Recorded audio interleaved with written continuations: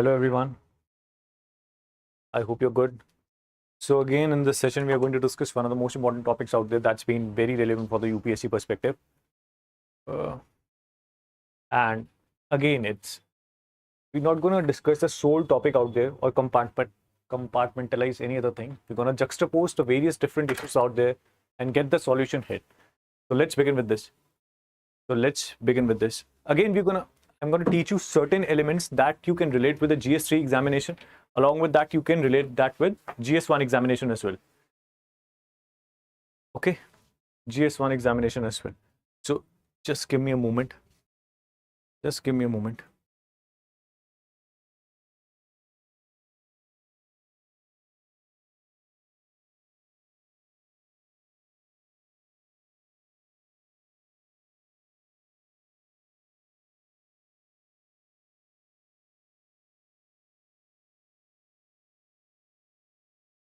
Okay, so let's start with this. Our issue involves urban flooding. Of course, you need to know what's the economics behind that. Again, you need to know what's been there, why there has been too much of urban flooding right at this moment, right at this time. Okay, so this is a combination of what we call as a geography, environment, and economy. So this is certainly your Venn diagram. I'll show you a Venn diagram for this. 1,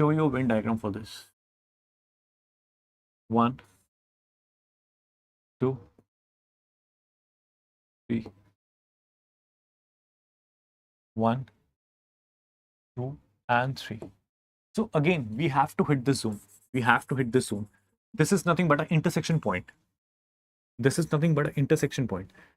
You don't study economy in isolation. You don't study polity in isolation. You don't study geography in isolation, or either when it comes to environment as well.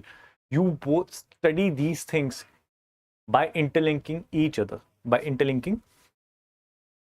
thing out there. Otherwise, there is no point. Trust me, UPSC don't ask on a compartmentalized basis. It asks a unique question that tests your concepts right from GS1 to GS4 examination. Okay. So the point is, this is called economy. This is called environment.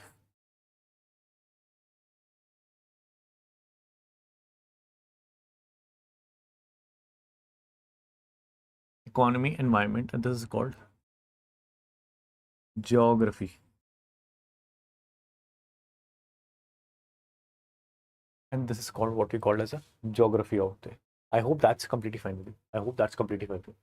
What you need to know, how to interlink economy with geography, how to interlink the concept of physical geography out there with the environment, and how to interlink these 3 core subjects when it comes to answering a UPSC question out there in the mains examination. How to answer.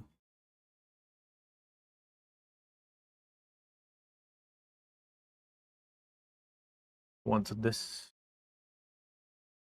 interlinking concepts of different subjects. Interlinking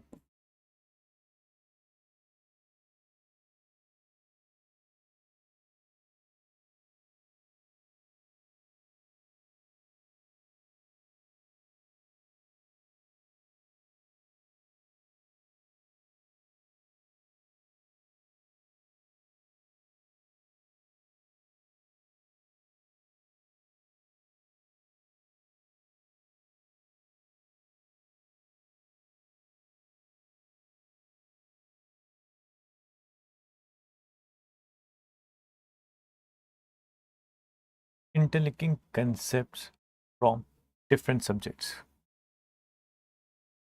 This is how you're going to answer your UPSC examination. Don't study in isolation or in compartmentalized way out there. Look, I'm going to study geography, I'll use only geography concepts. No, it is not. It doesn't work like that in UPSC anymore out there. You need to know how to interlink concepts of, or you need to know how to juxtapose these economy, geography, environment out there, or even governance, polity, in if that's a requirement of the question out there. I'm going to show you how it works. So for example, if we cover this concept of urban flooding, now urban flooding can be asked in your can be asked in your GS1 examination as a part of geography or any other thing.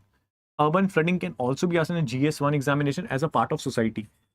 Why people are facing too much of trouble right at the moment of a monsoon. Right at the moment of monsoon. Urban flooding. Second point, please. Urban flooding question can be asked even in your GS3 examination. Even in your GS3 examination out there. GS3 as a part of your environment and as a part of your economy. As a part of your economy as well. Another thing is that the same question can be asked in your GS2 examination. Can be asked in a GS2 examination in the form of what we call as governance. Why there has been too much of governance issues out there. You must have studied that 73rd and 74th Constitutional Amendment Act that's been there. So it's issue of nothing but what we call as a urban governance.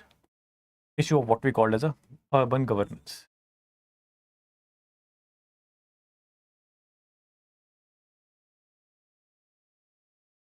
Issue of what we call as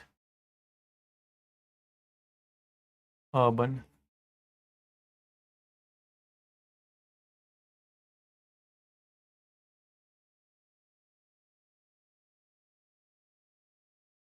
what we call as the issue of urban governance out there. I hope that's clear with you. I hope that's clear with you.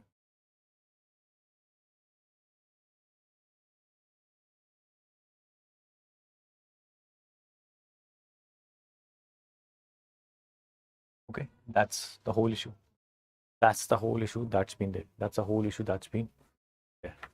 I hope that's completely fine with you. I hope that's completely fine with you.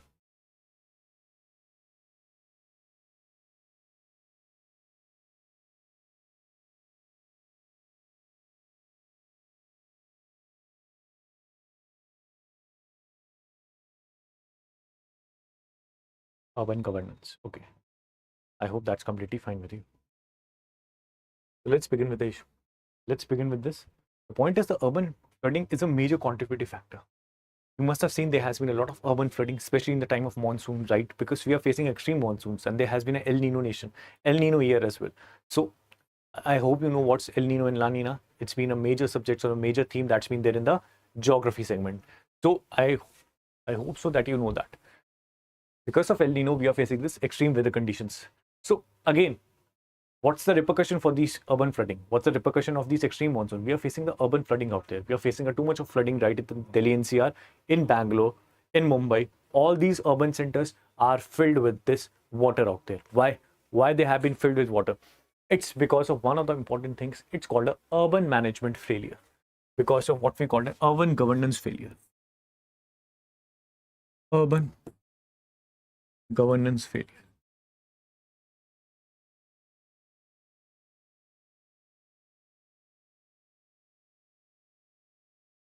Urban governance failure out there. Okay. Another part is climate change. As you can see, we are witnessing what we call as a climate change out there. And that's not a big deal. It's been the issue that's been going on for a very long period of time. We are facing extreme climate issues. Because of these climatic issues, there has been erratic rainfall that's been taking place. And this is nothing but what we call as a El Nino. Whenever a condition of El Nino emerged, India does get the negative repercussions of that in the form of extreme monsoon out there. And what we are facing at this moment, that's the current thing. So intensifying rainfall, we are facing that, we are witnessing that. Trust me on this. Right at this moment, Delhi NCR, it's being filled with, the roads are being filled with water. Roads are being filled with water.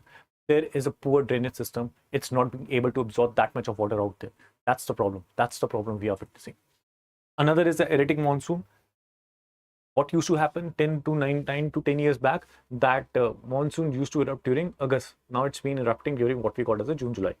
So there has been erratic. Erratic is you don't have a pattern for it.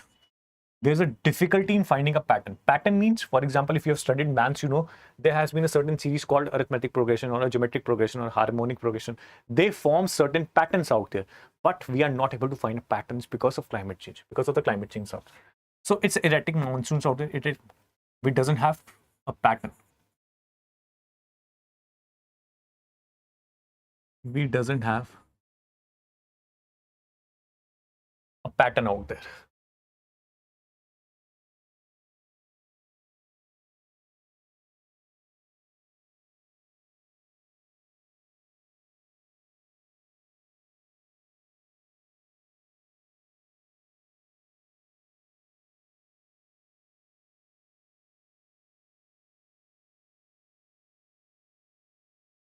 It doesn't have a pattern out there. Rising temperature, again, with the increased global temperatures in a North India specifically, increasing temperature leads to what we call as a development of a low pressure area.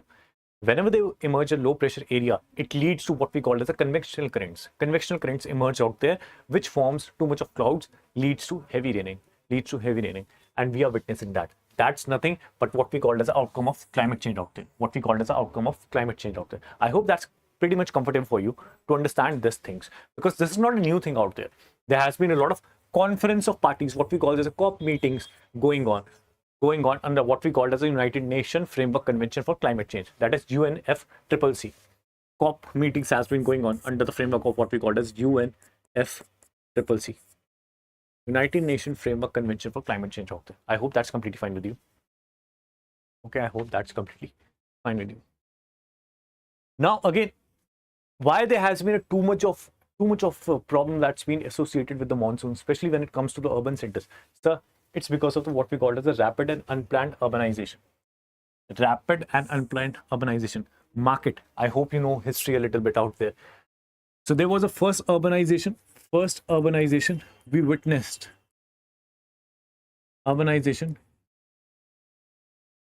We witnessed in the form of what we call as Harappan civilization or Indus Valley civilization in India. Indus Valley civilization.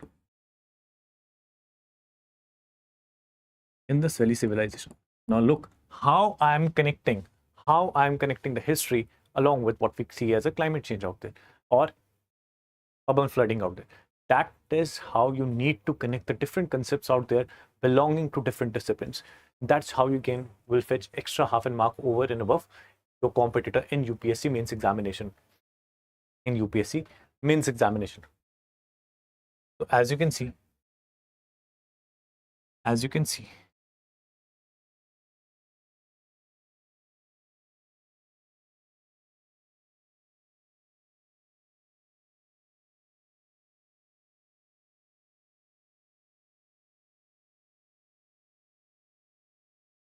Indus Valley civilization, right? Or what we call as a Harappan civilization, or what we called as a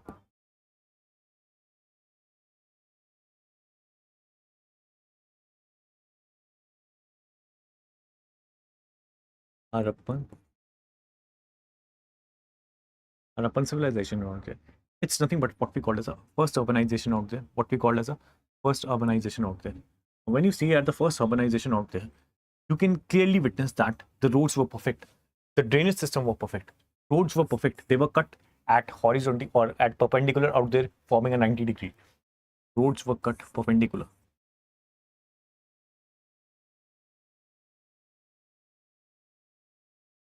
Out there. Roads were cut perpendicular. Another event that leads to a proper drainage system out there. Proper drainage system out there.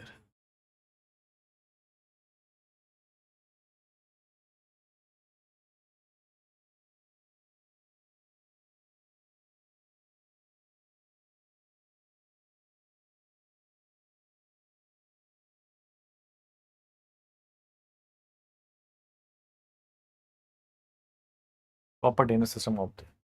So that was the level of perfect, or what we call it, that was the level of operational efficiency that we witnessed during the Indus Valley civilization, or what we call it the back as 3,500 years ago, 3,500 years ago, 35 to 2,800 years back at that time.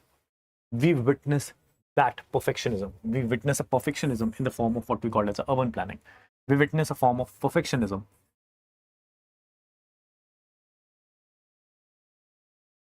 In the form of urban planning. In the form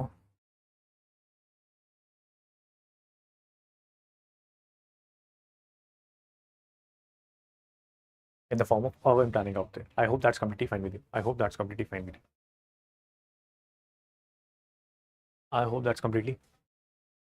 you. Okay.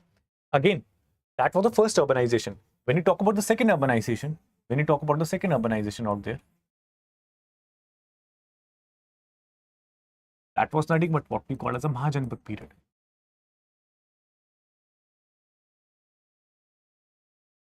Mahajanpad period out there. Mahajanpad period out there. As you can see, we also witness a second urbanization at the moment of a Mahajanpads.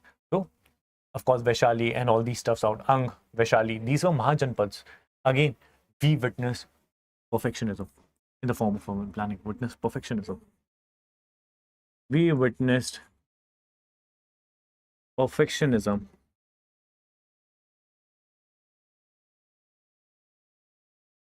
in the form of urban planning.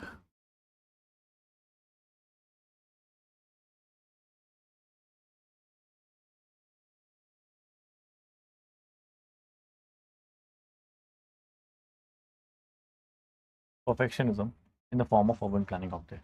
So I hope that's completely fine with you. We witness amazing planning. We witness one of the most efficient artistic work out there, right? In the first and the second urbanization, we witness a proper planning out there. The roads were cut at the perpendicular form. They formed 90 degrees. There was the proper drainage system. Toilets were perfect out there. Nothing was wrong with that system out there. But at this moment of time, we are witnessing, what we call as an unplanned urbanization. Now, again, the problem is that, again, okay, you can point out that, okay, we are facing a lot of problem with what we call as the population explosion. What we call as a population explosion.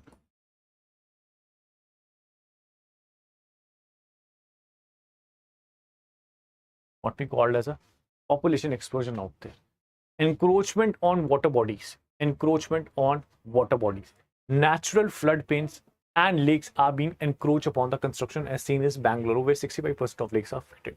So whenever you encroach, whenever you do certain stuff, what we call as encroachment into the natural resources, it's going to turn out to be a disaster for you. It's going to turn out to be a disaster for you, as we are witnessing in the Bangalore out there, because you are encroaching in a very vulnerable, what we call as in wetlands or economic sensitive areas. In wetlands, there has been an encroachment in what we call as a wetlands.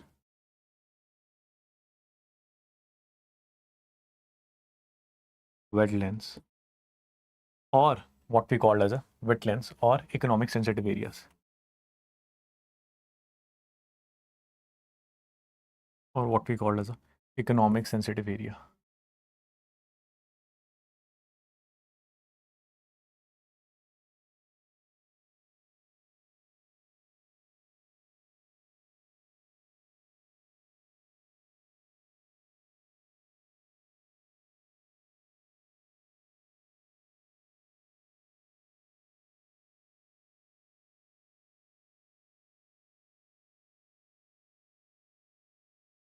Economic sensitive area.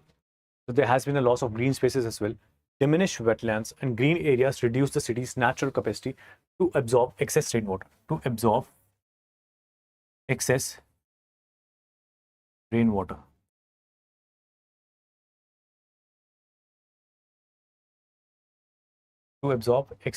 Out there. I hope that's completely fine with you. Okay. Let's move on to the next thing. Outdated drainage infrastructure.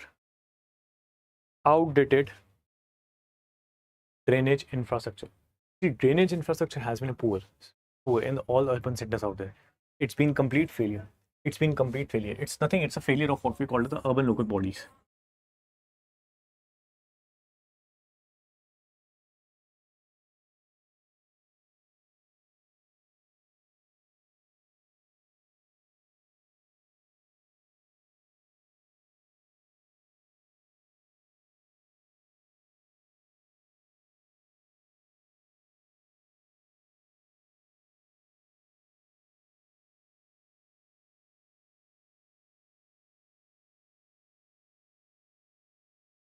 Urban local bodies.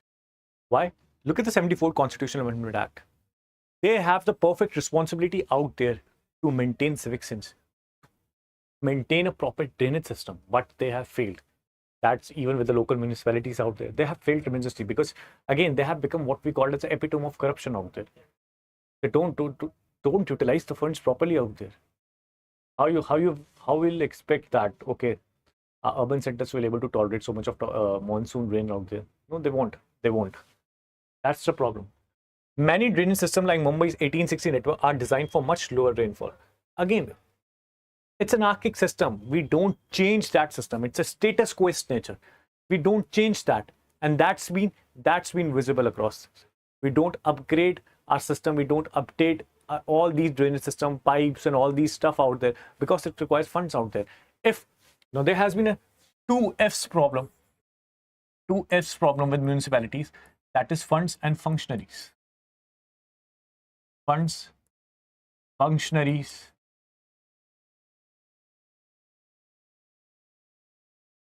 and even functions. 3Fs. 3F problem for municipality out there. 3F. That's a part of your governance out there. Part 3F's problem of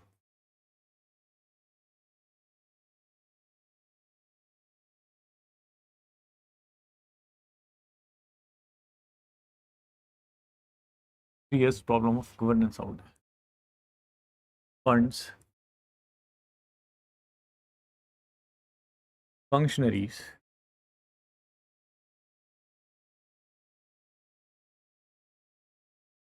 funds, functionaries, and functions. Funds, functionaries, and functions.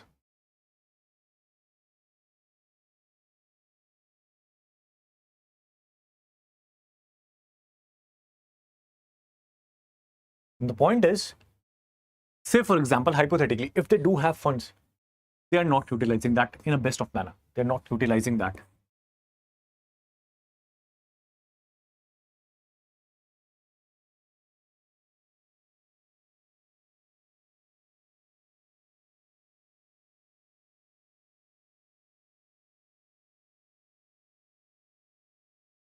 In a best of manner. When it comes to functionaries, when it comes to functions, they don't have a proper dedication. They don't know their authority that well. Don't know their authority that well out there.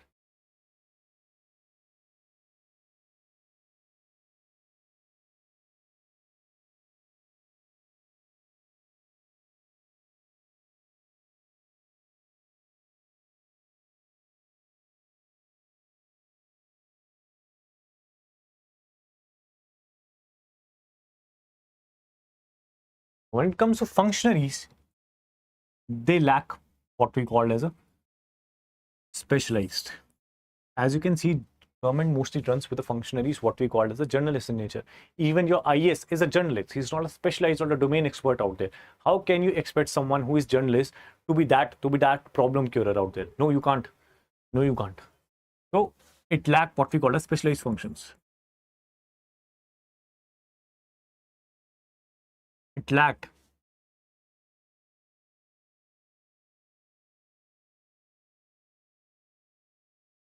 what we called as a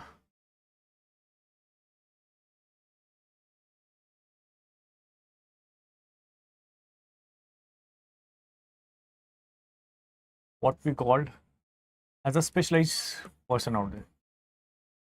Specialized person out there. What we called as a specialized person out there. How? Again, so you can give one of the criteria that there has been a shortage of what we call as the manpower in the system as well. Government are not coming with too much of vacancies out there, but at the same time, what the manpower they have, they are not efficient enough. They are not specialized. They are journalists in nature. They don't know how to manage this problem effectively out there. Don't know how to manage this problem effectively out. That's the problem that's been associated with what we call as the 3S problem. That's even suitable for your governance examination. Even suitable for your governance examination out there. I hope that's completely fine with you. I hope that's completely fine with you. Okay. I hope that's completely fine with you.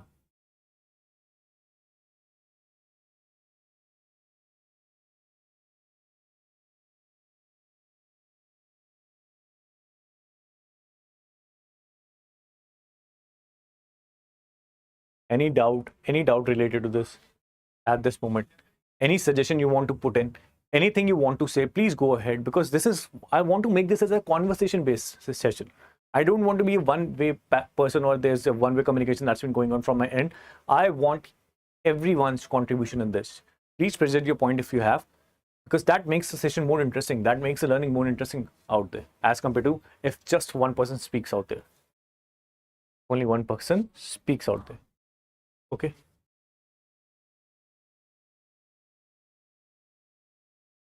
Encroachment and illegal construction. Look at these two pictures. Look at these two pictures closely out there. Look at these two pictures closely out there.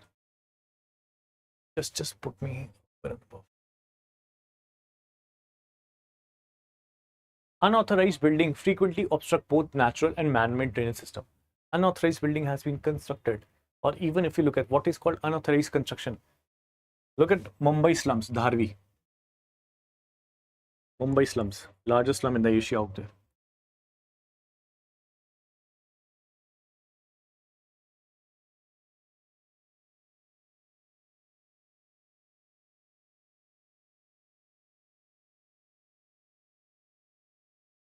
Slums.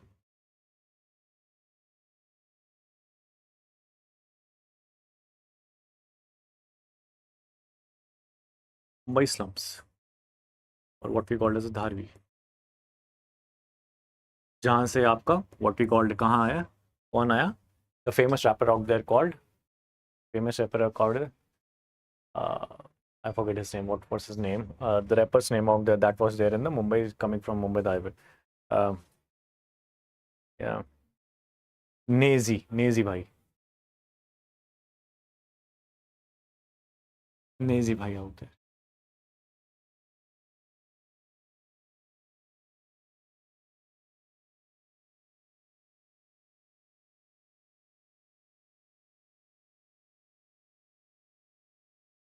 Nazi bhai out there. That's coming from slump area out there.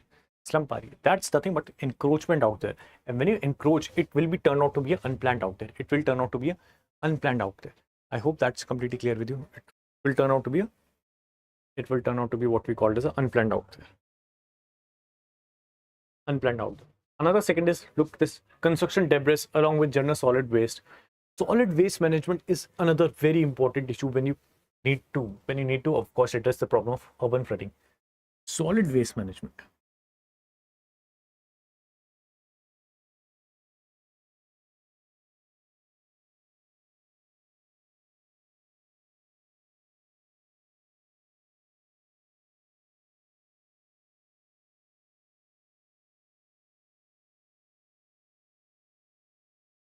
Solid waste management out there. The point is, when you look at the solid waste management system, the solid waste management system is completely pathetic out there. Civic sense has not been there with the public, with the Indians out there. So when an Indian goes to what we call as a UK or Australia and all these stuff, he shows the topmost priority. He shows most respect to the civic sense out there. But whenever he lives in India, or what we call it, the civic sense has been completely absent. You can even look around and people say that, or what they perform, they don't even put the trash in a dustbin out there. Don't even put the trash out there in dustbin. That's completely pathetic. That's what we call a decay in the civic sense.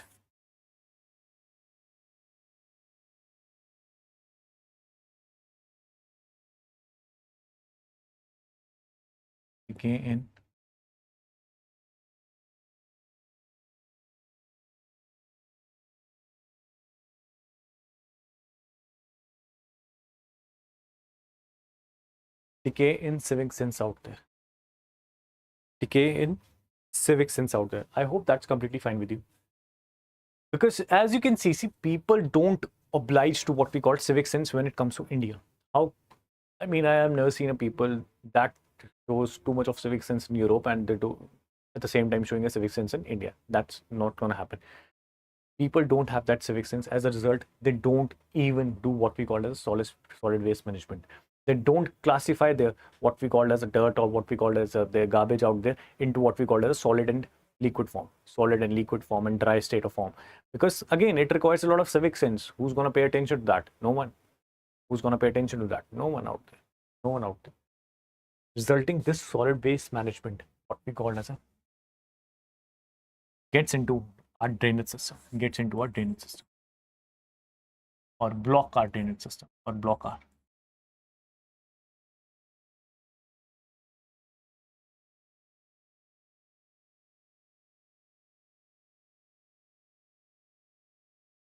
flowchart drainage system out there. Now, we have another thing called topographical vulnerabilities. There has been what we call, again, sir, as you know, that due to climate change, there has been an increase in temperature. Increase in temperature leads to what we call as a buoyancy of water. Buoyancy of water. So you must have seen the basic physics out there. Whenever you boil water out there, it just jumps out. It just jumps out. That's called buoyancy. So it similar procedure happens when it comes to sea level rise. Sea level rise. As soon as the water gets warms up, buoyancy will take place. As soon as water will get warm up, buoyancy will take place. As soon as water will warm up, buoyancy will take place out there. Okay. So that's happened. If buoyancy will take place, now another thing, low-lying cities will become vulnerable as they will subject to what we called as a urban flooding. Subject to what we call as a urban flooding.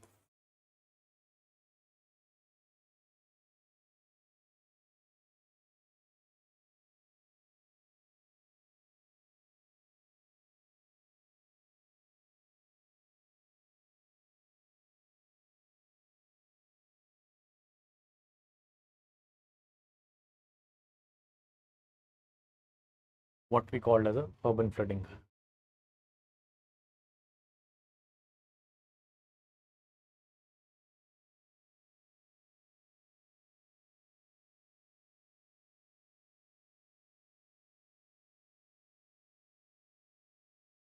Okay, I hope that's completely fine with you. I hope that's completely fine with you. And the point is the coastal risk. Coastal cities face heightened risk from sea level rise and storm surges, intensifying the impact of heavy rainfall. Coastal risk is also been there because of the buoyancy factor out there, because of what we call as a buoyancy factor out there. Okay, what we call as a buoyancy factor out there. Unique city factors. Cities like Delhi has specific geographical challenges such as drainage slopes towards river like the Yamuna, complicating flood management. Now there has been a different issues. For example, climate change need to be amalgamated or juxtaposed with what we call a poor solid waste management. Poor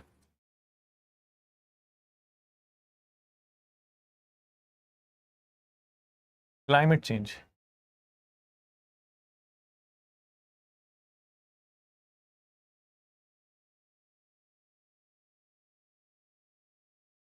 needs to be juxtaposed with poor solid waste management.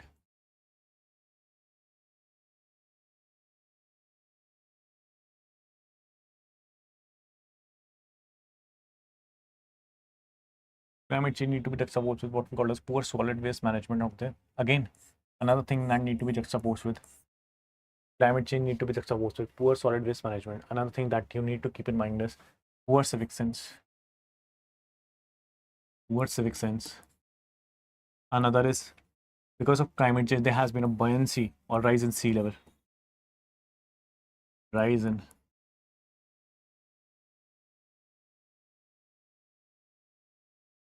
what we call as the sea level.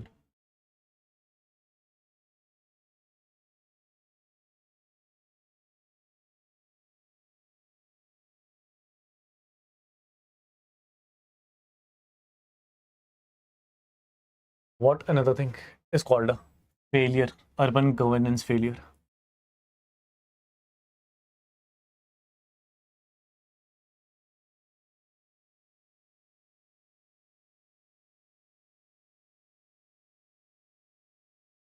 Urban governance failure. All these stuff leads to what we call as leading to the urban flooding, leading to what we call as a urban flooding out there. Climate change, poor solid waste management, poor civic sense, urban governance failure. Then again, another issues for this is unplanned cities. Apart from Chandigarh, we don't have too much of what we call as a planned city out there. Unplanned cities.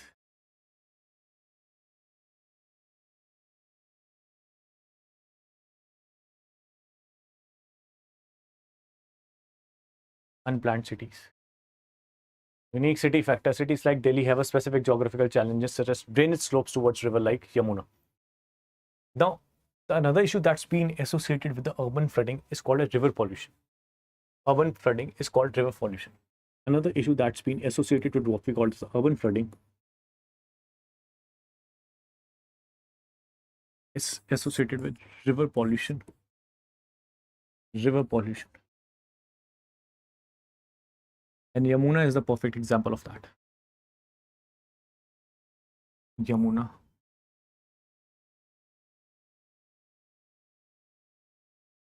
is the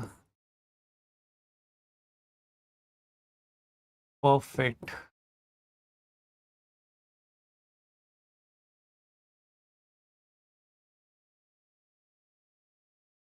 example of that. Perfect example of that. I hope that you're gonna get this.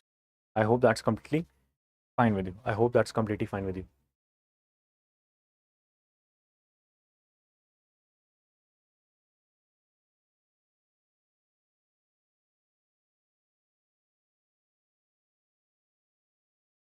Yamuna is the perfect example of that. Because as soon as, see, the drainage system is a very slopey out there. The drainage system is an extremely slopey business out there. It's extremely slopey out there. So as you can see this, it's slopey out there. Cities like Delhi have a specific geographical challenge, such as a drainage slopes towards river. So whenever this excess amount of water that amalgamated because of the extreme monsoons out there, it drained into what we call a system called Yamuna, complicating the flood management, even lead to rise in the sea level, or rise in the what we call as river level out there, and even pollutes river system, out there. That's again a fundamental problem that we are facing at this moment. Again, a fundamental problem.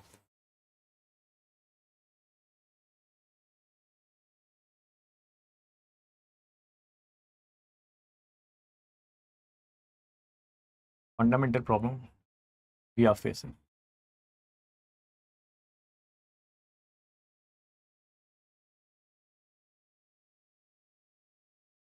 Fundamental problem we are facing. We are facing. Sewage and waste management. The thing we talked about. Sewage and the waste management out there. The thing we talked about.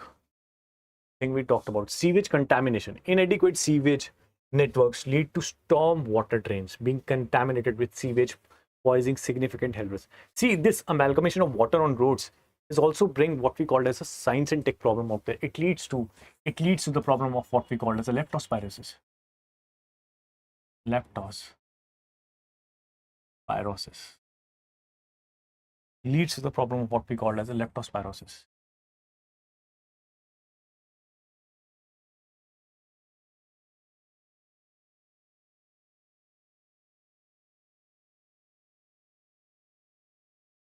Leads to the what we call as a problem of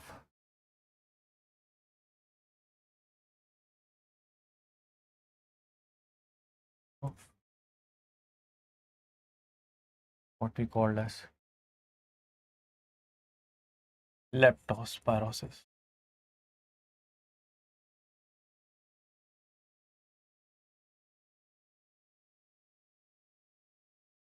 Leptospirosis. Waste blockages. Improper drainage, what we call as improper drainage, disposal of solid waste is a major cause of drainage system blockage, worsening waterlogging during lanes. Waterlogging activities has been another major issue, especially when it comes to the urban centers. Again, because of these extreme phases, we are also losing on human productivity. Losing on what we call as losing human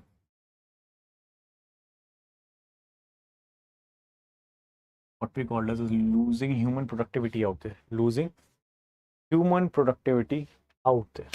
Why we are losing human productivity? Too much of waterlogging activities lead to what we call as increase in traffic time. This is how you have to link this problem with what we call the regular problems out there that we are facing in the real world. So it leads to what we call as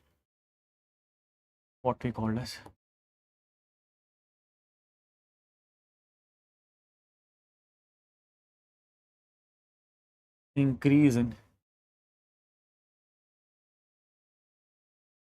called as increase in what we call as increase in traffic time.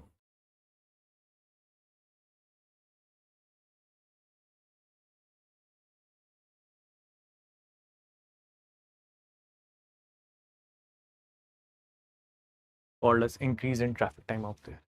So it loses human productivity because whenever you commute from home to office out there, if you're gonna spend too much of time traveling to that phase, it's gonna reduce your efficiency out there. It's gonna reduce your efficiency. And again, this problem is hampering human productivity in every possible manner.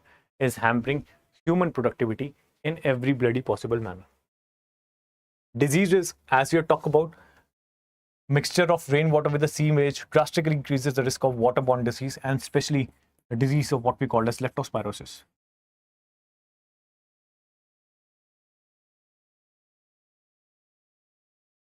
Called as leptospirosis.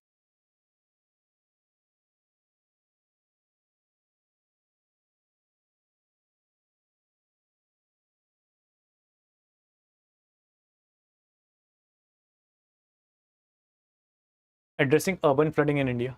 Addressing the urban flooding in India. How are you going to address the urban flooding in India?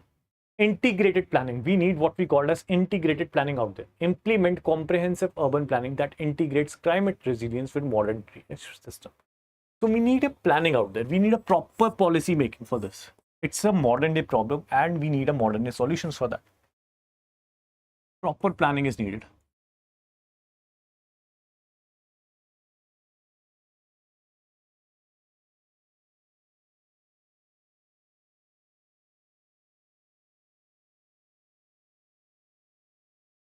Proper planning needed because what we need to take in confidence what we call as some the professors out there, some of the what we called as a urban specialized people who have studied this urban problem out there. We need that. We need a specialized thing out there. Again, with the bureaucracy out there.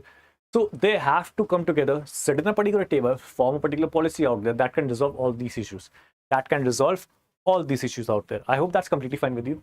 Okay, then another thing is called natural conservation. Prioritize preserving natural water bodies and green spaces can lead to what we call as natural absorption. But what we are doing, we are encroaching in the particular area, especially in the economic sensitive areas out there. We are encroaching towards that. We are encroaching towards what we call as economic environment sensitive areas out there. Environment sensitive areas out there. Proactive resilience, regulation enforcement. Strictly enforce urban planning and regulation to prevent encroachment and illegal construction and prevent what we called as illegal construction. So we need to stop these practices. We need to stop these practices out there.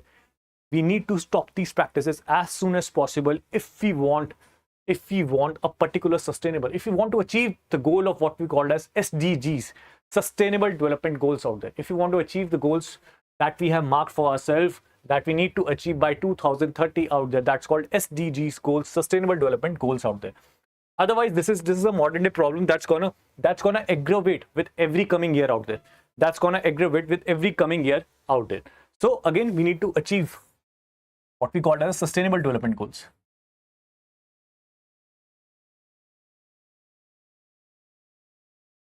What we called achieve sustainable development goals out there.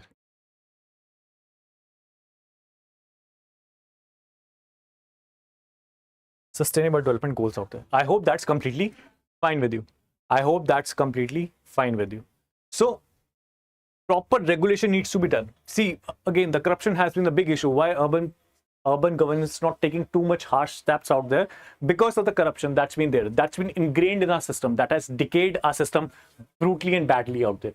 So we need a proper regulation enforcement out there who can implement these environmental laws out there in order to protect of what we call as urban centers out there. So these are the solutions that we need to address. These are the solutions that we need to address. Otherwise, it will become a massive hazard in the coming years out there. So it's still a new problem out there. It requires a modern day solutions. You can come up with that and solve this issue as soon as possible. For this, you need a proactive role of what we called as urban government bodies out there. Urban government bodies out there. So that's it. I hope you like that lecture. I hope that you like this lecture out there. Please, if you have anything, you can ask about that. If you have anything, you can ask about that, and I'll be more than happy to address that issue. I'll be more than happy to address that issue out there. More than happy to address that issue out there.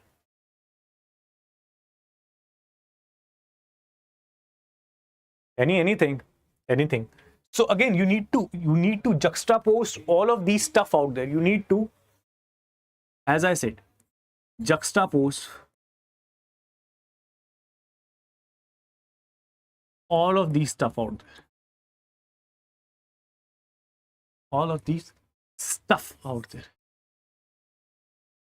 Stuff out here. Otherwise, the problem will get aggravated. Otherwise, problem will aggravate. Problem will get aggravate out there. Aggravate out there. I hope that's completely clear with you. I hope that's completely clear with you. You need to address, again, coming to that first diagram that I've drawn.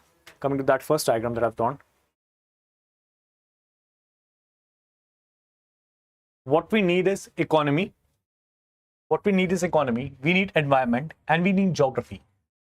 We need to hit that part, the sweet spot out there. That's called what we called as a intersection point. This is nothing but in mathematics, it's called intersection point out there. Called as intersection point out there.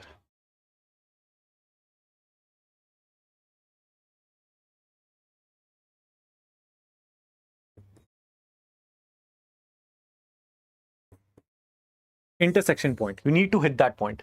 You need to hit that point in order to fetch that half extra mark in your mains examination. Trust me, that will help you to get major marks in your examination and get yourself registered in that holy PDF out there that will show you have become an IAS, IPS, or IFS, whatever your preference is. I hope that's completely clear. So this is from my side. I hope you like this lecture. Do tell me if you have any doubt. If you want to present any point, I'm here to resolve that.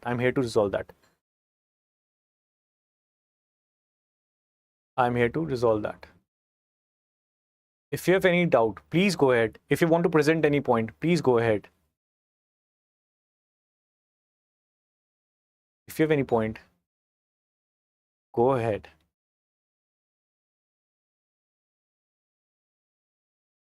See, let me give you, because the mains is approaching right now, what you need to know is how to manage your subjects efficiently. Again, the make and break will be essay, ethics, and your optional examination. Once you're thorough with this, trust me, you're going to clear mains very easily. Out there. Because again, the deviation in the marks, especially when it comes to GS examination, is not very much. It's not too much out there. The deviation will only be there in your essay, ethics, and your optional examination. So prepare that well. Don't leave any question out there. Don't leave. Complete your examination in a full-fledged manner. That will completely help you to get that what we called half or 1 mark extra. Okay, these are the stuff. Focus on your essay. Prepare a good content over that. Don't over rely on test series. Try to figure out what's been there in the PYQ. Try your previous year questions out there. Try your previous year essays out there. That will help you. What to gauge in this process, because that's your first examination. You want to build momentum from that. Once you're done with that, trust me, it's a cake for you. It will become a cake for you. Because that will raise your confidence in the coming examination, for the coming examinations as well. So, okay, all the best for this. Okay, I'll see you. Bye.